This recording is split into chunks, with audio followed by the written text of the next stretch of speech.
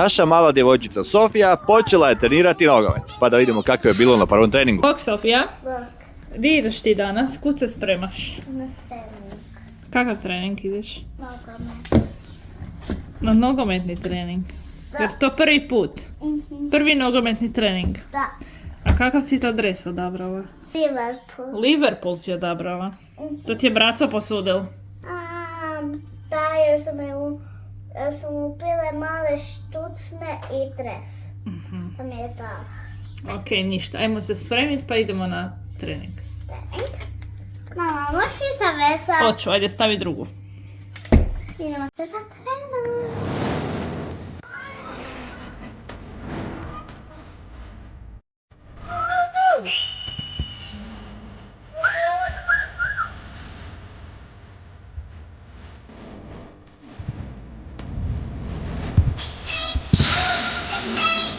Kak ti je bilo, Sofija? Dobro. Ideš opet?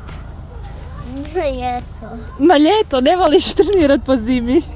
Ti je prehladno. Da. Stvarno? A drugi tjedan ako bude toplo i sunce, ideš onda? A? Da. Ideš? A kak su ti se sviđale curice, trener? Dobro. Dobro je.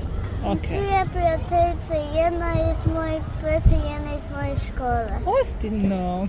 A to je baš lijepo. Si se zabavila. To je najbitnije.